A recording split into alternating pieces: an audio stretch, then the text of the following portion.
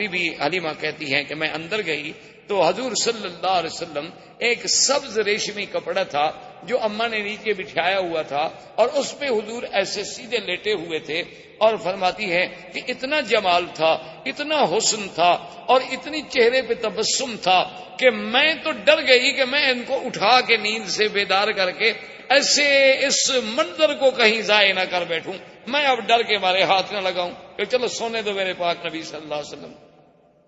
کہ اتنی پیار سے لیٹے ہوئے ہیں کہ نظریں آسماں کی طرف ہیں، چہرے پہ تبسم ہے اور رنگ ایسا میں نے نہیں دیکھا، جمال ایسا میں نے نہیں دیکھا۔ تو میں نے بی بی آمنہ سے پوچھا کہ آپ کا یہ بیٹا، اس نے کہا تمہیں پتا ہے کہ ولد مختونن، یہ تو پیدا ہی مختون ہوا ہے، یہ تو پیدا ہی مسرور ہوا ہے، ان ابنی ھذا لشأن، میرے اس بیٹے کو اللہ نے کوئی مقام دینا ہے، حلیمہ اگر بچہ لینا ہے تو ذرا خیال سے لے جانا۔ اور حلیمہ بی بی کی سواری کیا تھی؟ یہ گدھا۔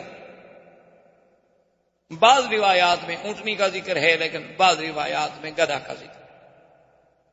اچھا، اب جناب عجیب شان دیکھیں کہ جب وہ آئے، سواری چونکہ ایک تھی، آگے اس کا شوہر بیٹھا، اصولی سی بات تھی کہ خامن جو ہیں وہ آگے بیٹھتے ہیں اور عورتیں پیچھے بیٹھتی ہیں، آج کل تو نہیں، یعنی اس زمانے کی میں بات کر رہا ہوں، یہ حضور صلی اللہ علیہ وسلم کے اس دور ولادت کی بات ہے۔ تو بہرحال وہ حارث جو تھا وہ سواری پہ آگے بیٹھا اور اس کے بعد ان کی بیوی پیچھے۔ اب بیوی پیچھے بیٹھے گی تو حضور کو تو آخر وہ گود میں لے گی نہیں۔ اچھا، جب گود میں لے کے بیٹھی، سواری نہیں چلتی، وہ سواری کھڑی نہ ہو۔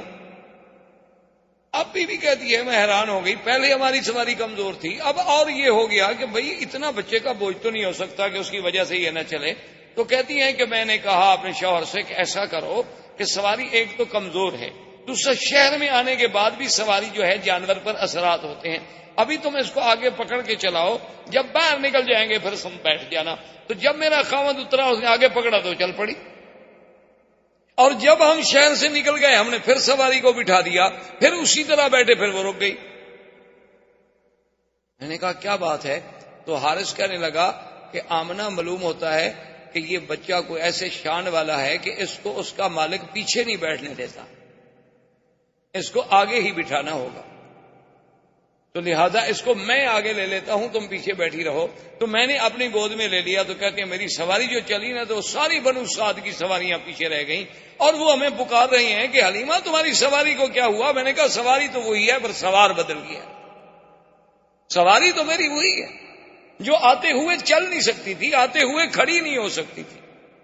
اور پھر بی بی حلیمہ کہتی ہے کہ ہمارے علاقے میں غربت کا یہ عالم تھا، پورا علاقہ برباد تھا، اور میری کہتی ہے کمزوری کا یہ عالم تھا کہ میرا ایک بیٹا تھا، اس کو میں دودھ نہیں پلا سکتی تھی، دودھ والا بیٹا تھا، یعنی رضاعت کے دور میں تھا، لیکن اتنا میرا کم دودھ ہوتا تھا کہ سارا دن میرا بیٹا روتا رہتا تھا۔ بی بی حلیمہ کے بیٹے کا نام عبداللہ تھا جو حضور کا رضائی بھائی تھا۔ اب دیکھیں، باپ کا نام بھی عبداللہ اور رضائی بھائی کا نام بھی عبداللہ، ماں کا نام آمنہ اور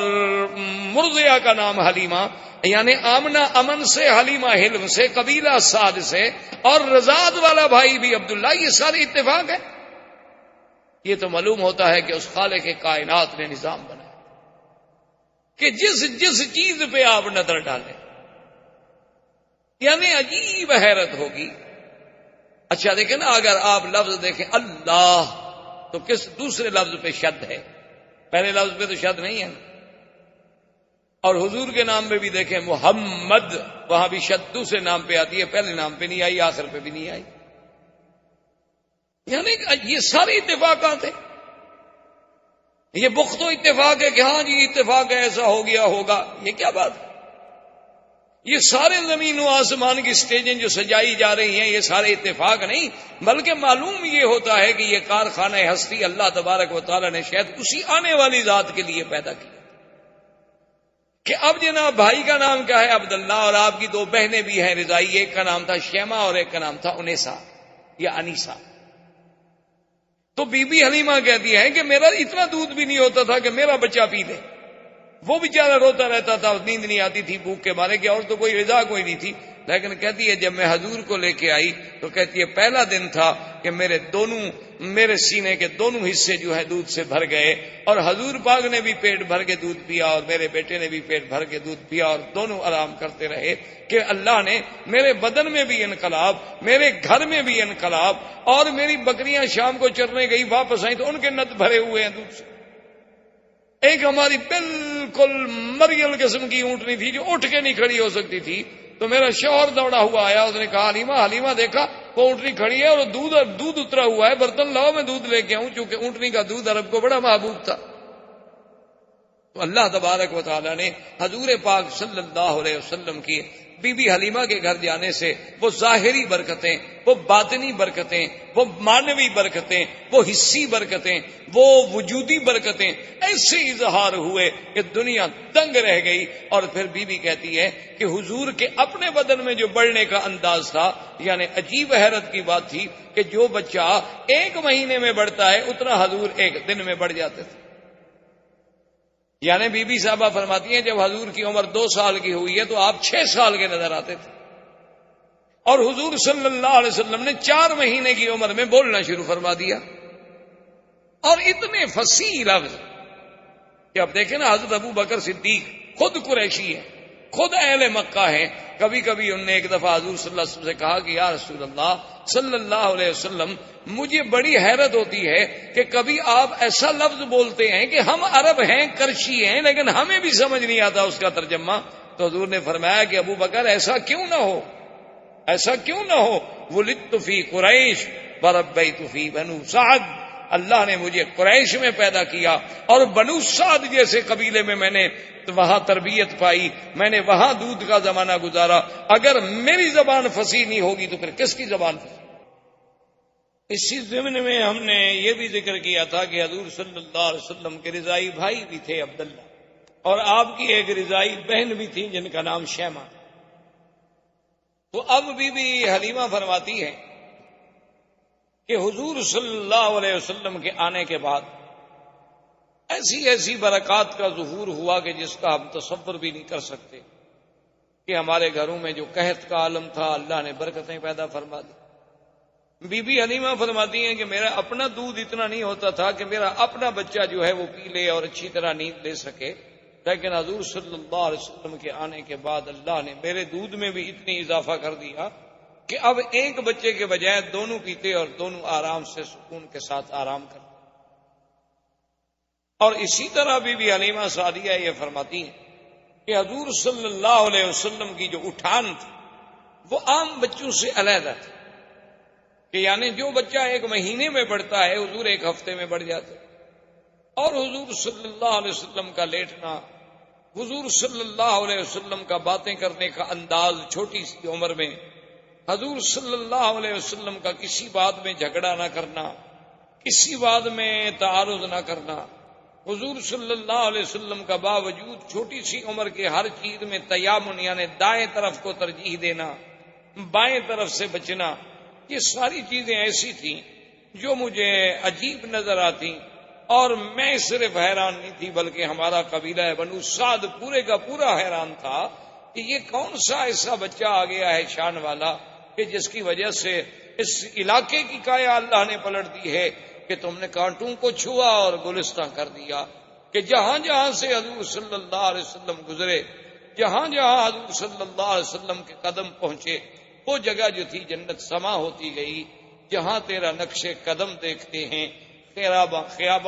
خرامہ ارم دیکھتے ہیں. تو اسی اسنا میں کہتی ہیں جب حضور تھوڑے کچھ چلنے پھرنے کے قابل ہو گئے تو حضور پاک صلی اللہ علیہ وسلم نے مجھ سے پوچھا کہ اماں حلیمہ میرے بھائی جو ہیں یہ کہاں چلے جاتے ہیں؟ سارا دن غائب ہوتے ہیں، شام کو آتے ہیں. میرا بھائی بھی غائب ہو جاتا ہے، میری بہن شیمہ بھی غائب ہو جاتی ہیں، تو یہ کہاں چلی جاتی ہیں؟ تو بی بی حلیمہ سعدیہ نے کہا کہ بیٹا کیونکہ ہم غریب لوگ ہیں، کچھ دمبیاں ہیں، کچھ بکریاں ہیں، کچھ مویشی ہیں، تو ان کو وہ چرانے کے لیے دور جاتے ہیں اور چرا کے شام کو واپس آ جاتے ہیں. تو فرماتی ہیں کہ محمد مصطفیٰ صلی اللہ علیہ وسلم نے فرمایا کہ اماں میں بھی ان کے ساتھ بکریاں چرانے کے لیے جاؤں. تو میں نے کہا بیٹا آپ کو تکلیف کرنے کی کیا ضرورت ہے، آپ کو تو ہم اپنے پاس لائے ہیں خدمت کے لیے۔ انہوں نے کہا نہیں، میں یہ نہیں سوچ سکتا کہ میرے بھائی اور بہن ایک عمل کریں، ایک محنت کریں اور میں اس میں شرکت نہ کروں۔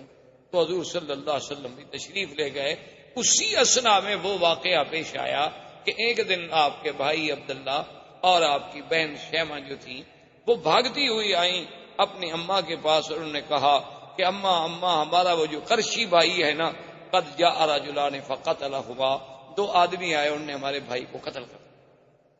تو بی بی حلیمہ سعدیہ کہتی ہیں کہ میرے تو پاؤں کے نیچے سے زمین نکل کہ بھئی ہمارے پاس تو وہ قریش کی امانت ہے، اور خدا نہ خاصہ ایسا واقعہ ہو جائے تو پھر ہمیں کہاں قریش معاف کرے۔ تو کہتی ہیں کہ میں نے شور مچایا اور میں بھاگی، میرا خامن دوڑے،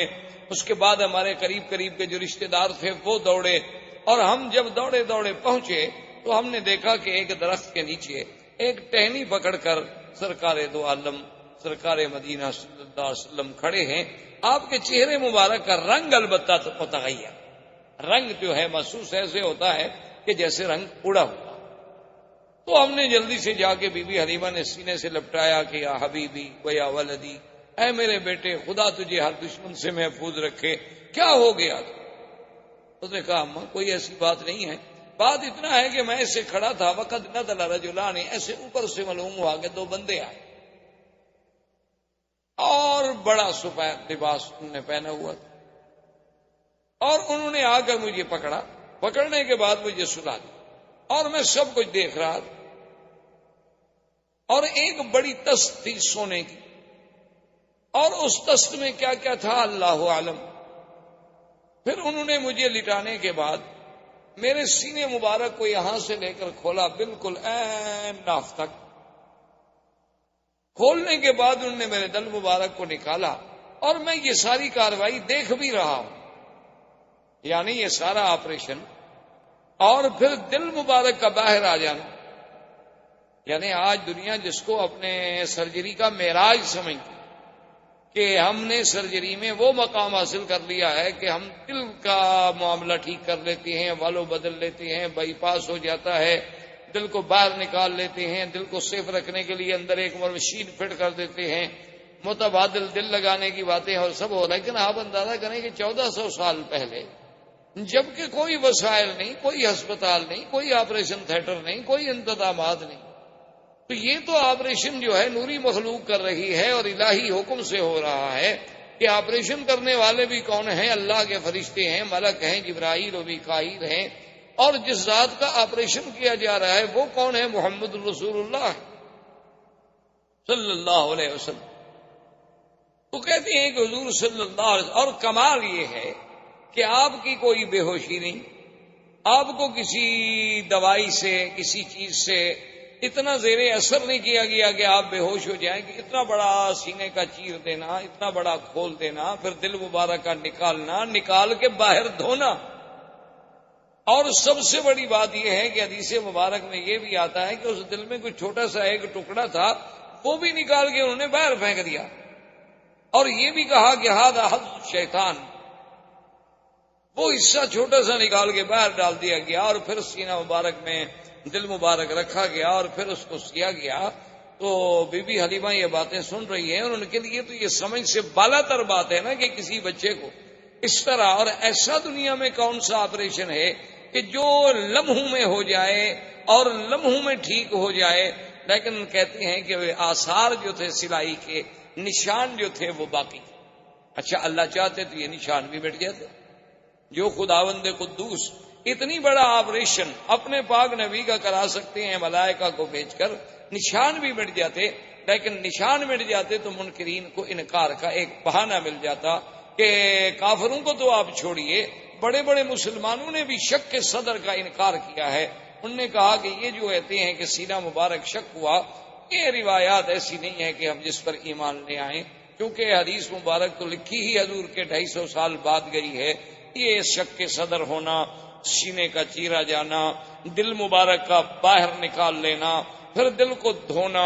دھونے کے بعد دل کو اندر رکھ دینا، اور بغیر اسباب ظاہریہ کے اتنی بڑی بات جو ہے، انہوں نے کہا اصل میں مولویوں کو دھوکہ لگا ہے کہ انہوں نے شک صدر کو حقیقت پہ محمول کر دیا، حالانکہ معنی یہ تھا کہ اللہ نے اپنے نبی کا دل مبارک جو ہے کھول دیا، یعنی اس کو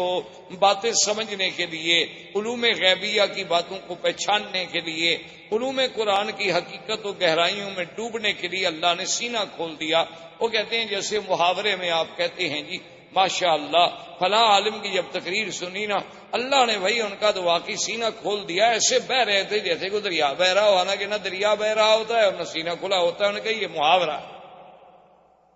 تو بعض مسلمان اپنے آپ کو مسلمان کہلانے والوں نے بھی شک صدر کا انکار کر دیا، انہوں نے کہا کوئی شک صدر نہیں بلکہ یہ شرح صدر ہے، شک صدر نہیں۔ لیکن بات یاد رکھیں کہ شک صدر کی روایات بخاری و مسلم کی روایات ہیں، سیاح کی روایات ہیں، اور وہ اتنی تواتر کو پہنچی ہوئی روایات ہیں کہ جن کا ہم انکار نہیں کر سکتے۔ اور پھر صحابہ کا صرف یہ نہیں ہے کہ بھی روایات کا ذکر ہو، بلکہ صحابہ کا حضور کے آثار نشانات کو بھی دیکھ کے گواہی دینا کہ ٹانکے کے نشان ہم نے اپنی آنکھوں سے دیکھے۔ حضور کے خادم جو ہیں حضرت انس بن مالک رضی اللہ تعالی عنہ وہ فرماتے ہیں کہ حضور صلی اللہ علیہ وسلم کے سینے مبارک پر جو اثرات تھے اس سلائی کے وہ میں نے دیکھے ہیں اپنی آنکھوں۔ اور پھر جہاں شرح صدر ہے وہاں قرآن نے تو خود کہا ہے شرح صدر، الم نشرح لک صدرک ووضعنا عنك وزرك الذي انقض ظهرك، اور اسی طرح قرآن کہتا ہے فمن يرد الله ان يهديه يشرح صدره للاسلام فهو على نور من ربه، اور اسی طرح قرآن نے موسیٰ علیہ السلام کی دعا نقل کی، رب اشرح لي صدری ويسر لي امری وَاحْلُلْ عُقْدَةً مِّن لِّسَانِي يَفْقَهُوا قَوْلِي، اور حضور کی دعا تھی اللہم متعنا بِأَسْمَائِنَا وَأَبْصَارِنَا وَاشْرَحْ صُدُورَنَا۔ تو شرح صدر تو قرآن نے خود ذکر فرمایا۔ تو اگر شرح صدر سے علماء کو دھوکہ لگتا تو اس شرح صدر والی آیت میں وہ لکھ دیتے کہ یہ شک صدر ہے، یا شک صدر والی آیت کے نیچے اور حدیث کے نیچے لکھ دیتے کہ یہ شرح صدر ہے۔ یہ بات نہیں، حضور کا ایک دفعہ شک صدر نہیں بلکہ 2 دفعہ حضور کا شک صدر ہے۔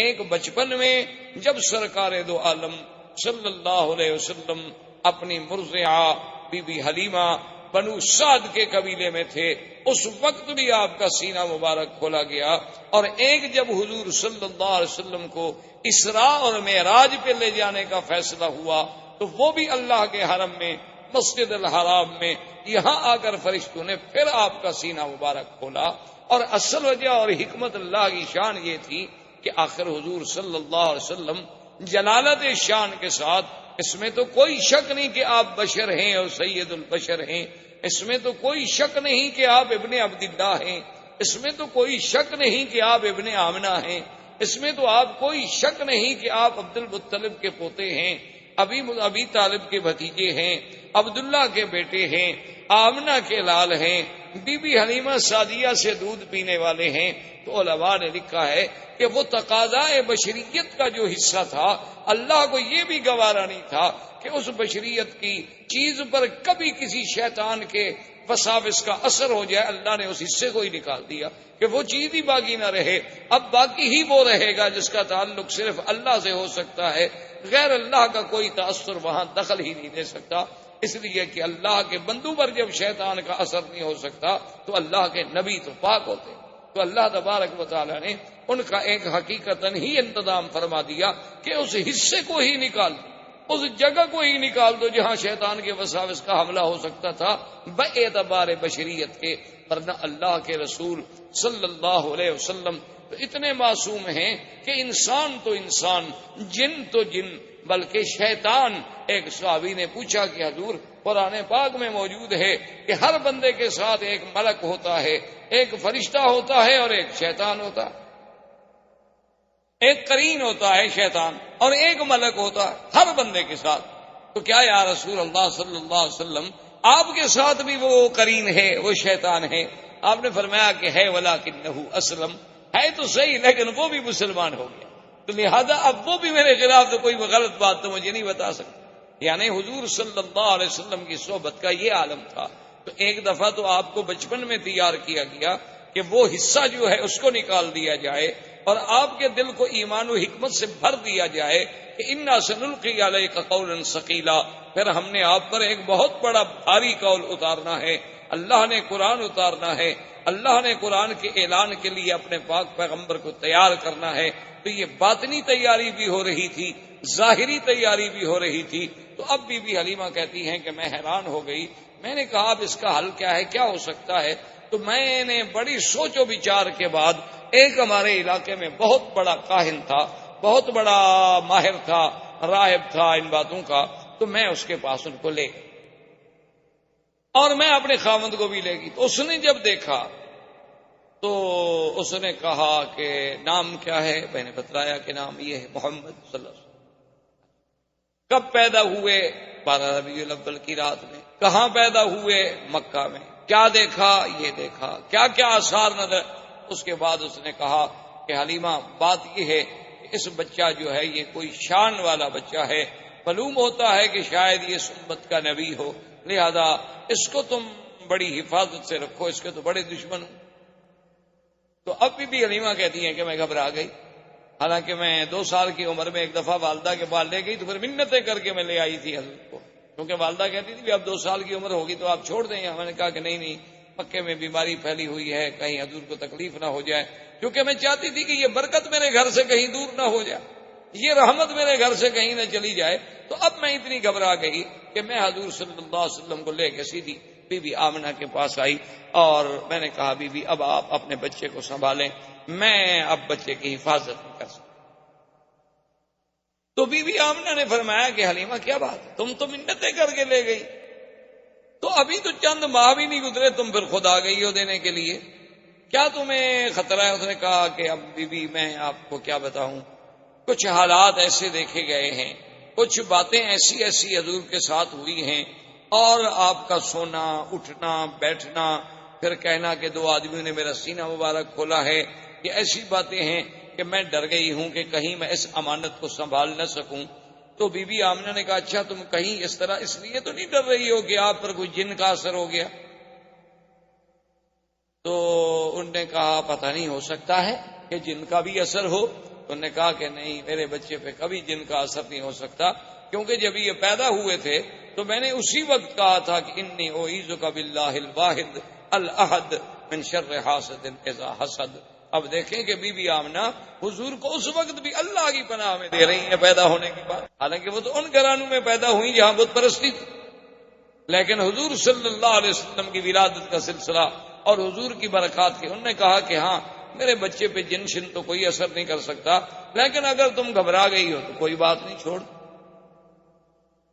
تو حضور صلی اللہ علیہ وسلم پھر اپنی ماں کے پاس آ گئے, اور اس کے بعد عبد المطلب ابھی زندہ تھے, اور کفالت جو تھی وہ عبد المطلب کی تھی, اور عبد المطلب مکے کے سردار. اور عبد المطلب کے لیے کعبۃ اللہ کے بالکل عین دروازے کے قریب بساط بچھائی جاتی تھی, یعنی آپ کے لیے جیسے آپ نے دیکھا نا عرب کا اب بھی رواج ہے کہ گھروں سے باہر مکانوں کے ایسے تھڑے بنے ہوتے ہیں, وہاں کپڑا بچھا دیں گے, سرانے رکھ دیں گے, پیچھے مجلس بنا بیٹھ جائیں, عرب کا اب بھی رواج. تو عبد المطلب کے لیے جو مجلس بنتی تھی وہ بالکل عین کعبۃ اللہ کی دیوار کے ساتھ اور کعبۃ اللہ کے دروازے کے قریب, وہاں آپ کے لیے مخملی کپڑے بچھائے جاتے, سرانے لگائے جاتے, گدے لگائے جاتے, کیونکہ سردار مکہ تو اس وقت عبد المطلب, سارے مکے پہ ان کی سرداری تھی. اور پھر سقایا اور خدمت حجاج, خدمت حجیج, یہ سارا نظام جو ہے عبد المطلب کے سپرد تھا, لہذا ان کا احترام جو ہے 2 جانب سے تھا, ایک کعبۃ اللہ کی نسبت سے اور ایک مکے کی سردار ہونے کی نسبت. اور جب وہ مجلس بچھا دی جاتی تو کوئی بھی آدمی جب وہاں آتا تو اس کو یہ اجازت نہیں تھی کہ وہ حضور اس عبد المطلب کی اس بساط پہ, اس جگہ پہ بیٹھ جائے, حتیٰ کہ عبد المطلب کے باقی بیٹے جو ہیں وہ بھی کھڑے رہتے تھے, باپ کا انتظار کرتے تھے جب تک والد آئیں وہ آ کے وہاں بیٹھیں. لیکن خدا کی شان ہے کہ محمد مصطفیٰ صلی اللہ علیہ وسلم ابھی تو 3-4 سال کی عمر نہیں ہوئی تھی, آپ جب بھی تشریف لاتے تو آ کر فوراً اپنے عبد المطلب دادے کی مجلس پہ بیٹھ جائیں. اور بھائی اگر روکتے بھی تو آپ ان کی توجہ نہ. اور عبد المطلب کو جب کہا گیا تو انہوں نے کہا ان ابنی ھذا لشأن، اس میرے بیٹے کے اندر کوئی اللہ نے کوئی شان رکھی ہے ایسی، اس کو منع نہ کیا کرو. اگر یہ میری مجلس پہ بیٹھ جائے تو بیٹھ جائے، میں نیچے بیٹھ جاؤں گا، لیکن میں محمد کو نہیں اٹھا سکتا صلی اللہ علیہ وعلا آلہ واصحابہ وسلم. تو اب حضور صلی اللہ علیہ وسلم کو یعنی اس ضمن میں آپ کو یہ ایک جہاں وہاں یعنی بی بی حلیمہ کے پاس خالص غذا ملی، خالص لسان ملی، خالص لغت ملی، اور عبد المطلب کے پاس بیٹھ کے سرداری ملی، اور سرداروں کی باتیں، بڑے بڑے سرداروں کا عبد المطلب کے دربار میں آنا، بیٹھنا، باتیں کرنا، انداز کرنا، یہ ساری باتیں جو تھیں اس کی ایک تعلیم دی جا رہی تھی. عبد المطلب کے مجلس میں کوئی معمولی سی مجلس نہیں تھی، اس وقت مکے کا سب سے بڑا سردار. یہ سارا ایک اللہ کی طرف سے نظام. اور عبد المطلب کا عالم یہ تھا کہ سردار ہونے کے باوجود پیسہ نہیں ہوتا تھا، چونکہ جب پیسہ آتا تو سخاوت خرچ ہو جاتا. حاجیوں پہ خرچ ہو رہا ہے، زمزم میں شہد ملا کے پلایا جا رہا ہے، زمزم نہیں تو باہر سے پانی لا کے پلایا جا رہا ہے، شرید کھلائی جا رہی ہے، روٹی کھلائی جا رہی ہے، حاجیوں کی خدمت کی جا رہی ہے، تو اتنا پیسہ کہاں سے ملے گا سردار؟ تو بہرحال حضور صلی اللہ علیہ وسلم آپ کی کفالت میں بھی تربیت لیتے رہے. اور جب حضور صلی اللہ علیہ وسلم کی عمر مبارک زیادہ ہوئی، ایک دن آپ کی والدہ نے یہ ارادہ کیا کہ میں حضور کو لے کر آپ کے اخوال جو ہیں بنو نجار مدینہ منورہ میں ان کے پاس جاؤں، کم سے کم میں اپنے رشتہ داروں کو بھی تو ملاؤں، اور کم سے کم حضور صلی اللہ علیہ وسلم میرے بیٹے کی زیارت کر سکیں. حضور کو لے کے مدینہ منورہ تشریف لے گئیں، اور خدا کی شان ہے مدینہ منورہ کی بھی گلیوں میں جہاں جہاں حضور صلی اللہ علیہ وسلم گزرتے تو لوگ حیران ہوتے. جو بھی دیکھتا حضور صلی اللہ علیہ وسلم کو حیران ہو جاتے. اسی سے شہرت اٹھی، اور شعرا میں کچھ یہودی لوگ آئے، کچھ راہب آئے، انہوں نے آ کے حضور صلی اللہ علیہ وسلم کو دیکھا تو انہوں نے لوگوں سے کہا کہ نبی ھذہ الامہ، یہ اس امت کا نبی پیدا ہو گیا ہے. اور ایسی باتیں کرنے لگے کہ بی بی آمنہ کو اندیشہ ہو گیا کہ کہیں یہ حضور کو نقصان نہ پہنچا دے. تو بی بی صاحبہ ان کو لے کر واپسی کا انہوں نے جلدی سے سفر اختیار کیا. ابھی راستے میں مقام ابوا پہ تھیں کہ بی بی آمنہ فوت ہو، والد پہلے فوت ہو چکے. بعض روایات تاریخ میں یہ بھی ہے کہ بی بی آمنہ کو یہاں جنت المعلیٰ میں دفن کیا گیا، اور بعض روایات تاریخ میں یہ بھی ہے کہ ان کو دفن تو کیا گیا مقام ابوا میں. ابوا جو ہے مکے اور مدینے کے راستے میں ایک جگہ ہے، لیکن سڑک سے ہٹ کر ہے، اندر پہاڑیوں میں ایک جگہ ہے اور کچا راستہ ہے.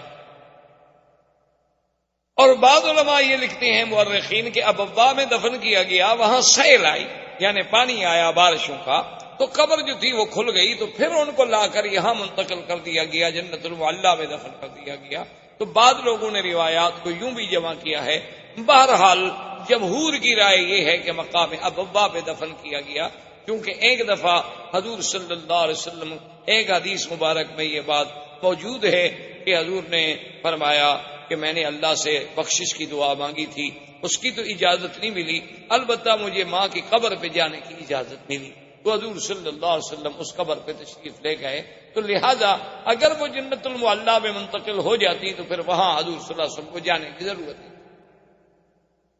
اب حضور صلی اللہ علیہ وسلم واپس مکے میں آئے. اب خدا کی شان دیکھیں کہ باپ تو پہلے فوت ہو چکے تھے، ابھی آپ پیدا نہیں ہوئے، ابھی 6-7 سال کی عمر ہے تو ماں بھی فوت ہو، اور کچھ عرصہ گزرا عبد المطلب بھی فوت ہو گئے. اب آپ کی کفالت جو ہے وہ ابو طالب کے پاس چلی گئی. خدا کا نظام ایسا، اللہ نہیں چاہتے تھے کہ میرے بدنی پہ کسی کا سایہ رہے. اسی لیے بعض علماء لکھتے ہیں نا کہ اللہ نے حضور کو بغیر بے سایہ پیدا کیا. وہ سمجھتے ہیں کہ شاید دوسرا سایہ بھی نہیں تھا. یہ معنی نہیں، معنی یہ ہے کہ جیسے باپ کا ایک سایہ ہوتا ہے، ماں کا ایک سایہ ہوتا ہے، دادے کا ایک سایہ ہوتا ہے، کفالت کرنے والوں کا ایک سایہ ہوتا ہے، اللہ نے ان سب چیزوں سے حضور کو مستثنیٰ کر دیا. اللہ نے فرما دیا میرا بدنی ہم آپ کی خود حفاظت کریں. الم یجدک یتیما فآوی ووجدک ضالا فہدی. اللہ نے فرمایا کیا ہم نے آپ کو یتیم نہیں پایا، پھر ہم نے آپ کو خود ٹھکانا دیا. تو اس طرح بھی اچھا، اگر فرض محال ایک شاگرد قابل ہو تو لوگ کہتے ہیں جی اس کا استاذ بڑا قابل. تو اس کی لیاقت و صلاحیت استاد کی طرف جاتی ہے، اولاد کی باپ کی طرف جاتی ہے۔ انہوں نے فرمایا ہم اپنے نبی کی تربیت ہی خود کریں گے، جیسے انہوں نے فرمایا ادبنی ربی فاحسن تادیبی، مجھے تو ادب بھی میرے رب نے سکھایا، میرے اللہ نے میرے ادب کا انتظام کیا۔ یعنی آپ حیران ہوں گے کہ مکے میں طواف اریاں کرنا، مکے میں کسی کا اریاں ایک دوسرے کے سامنے غسل کرنا، یہ چیزیں عیب ہی نہیں سمجھی جاتی، یعنی یہ کی چیزیں عیب بھی نہیں سمجھی جاتی تھی، بالکل اس پر کے یہ مردانگی کی ایک علامت۔